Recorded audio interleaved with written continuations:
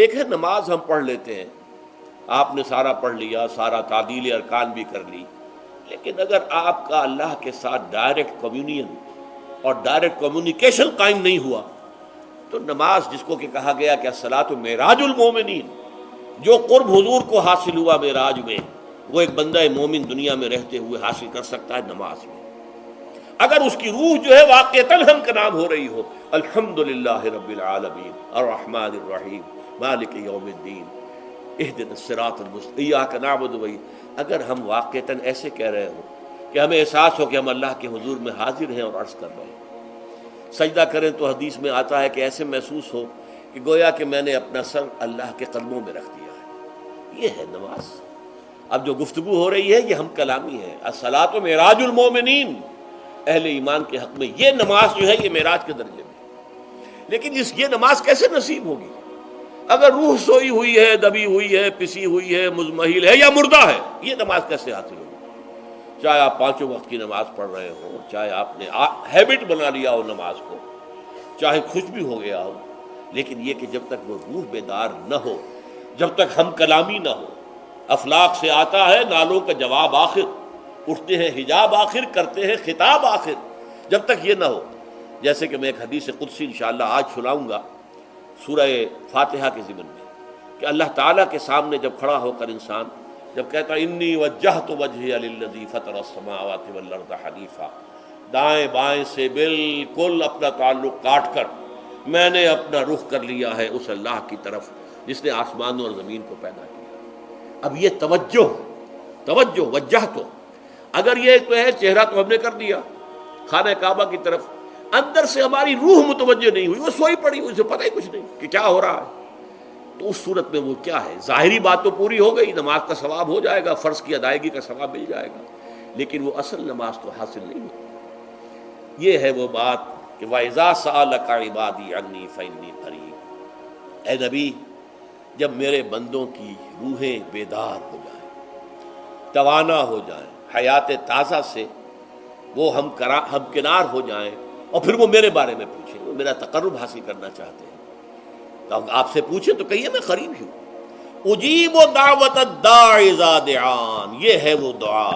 میں ہر پکارنے والے کی پکار، ہر دعا کرنے والے کی دعا کو سنتا ہوں، قبول کرتا ہوں، جواب دیتا ہوں جہاں کہیں بھی مجھے پکارے، اذا دعان۔ اس میں در حقیقت وہ مفہوم آ گیا ہے there and then wherever، آپ اپنے گھر میں ہو کر پکاریں اللہ کو، آپ بستر پر لیٹے ہوئے پکاریں اللہ کو، الذین یذکرون اللہ قیاما وقعودا وعلی جنوبہم، ہاں ٹھیک ہے بعض مقامات بعض اوقات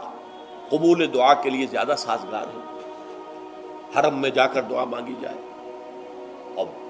منا میں عرفات میں خاص طور پر، جبل رحمت پر خاص طور پر، ملتزم جو ہے کعبے کا اس پر خاص طور پر، وہ ایام بھی ہیں خاص، لیکن یہ نہیں ہے کہ بقیہ دنوں میں آپ کے اور اللہ کے درمیان کو بڑا فاصلہ ہے۔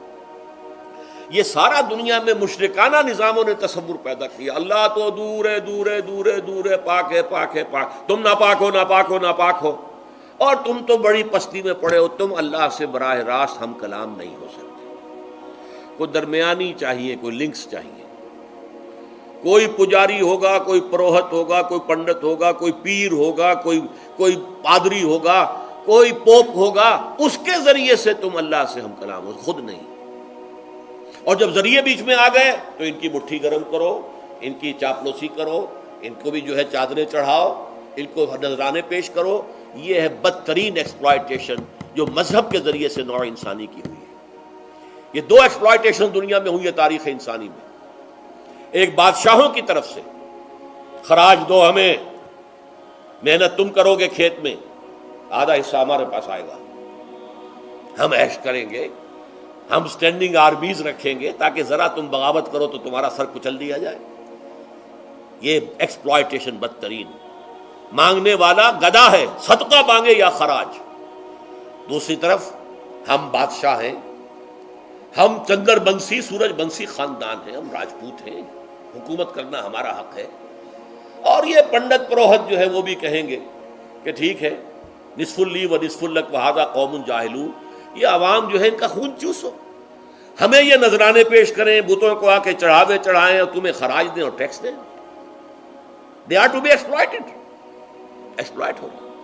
اسلام نے آ کر دونوں کا خاتمہ کیا، کوئی ملوکیت نہیں۔ زکوٰۃ ہے تو غربا کے لیے، بادشاہ کے لیے نہیں ہے، یہ تو غربا کے لیے، لہذا کوئی ٹیکس نہیں۔ نمبر 2، اللہ سے ہم کلام ہونے کے لیے کسی دربان، کسی جو ہے پہرے دار کی مٹھی گرم کرنے کی ضرورت نہیں، جب چاہو ہم کلام ہو جاؤ۔ دل کے آئینے میں ہے تصویر یار، جب ذرا گردن جھکائی دیکھ لی۔ یہ تو تم ہماری طرف متوجہ نہیں ہوتے، ہم تو ہر وقت کہتے ہیں،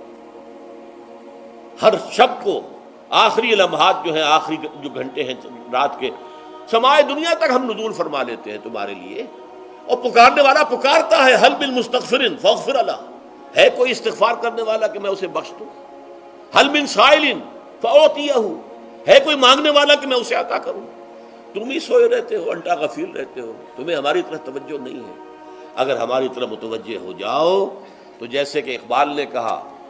کہ میرے لیے یہ دربان جو ہے، پیران کلیسا کو کلیسا سے اٹھا دو، کیوں خالق و مخلوق میں حائل رہے پردے،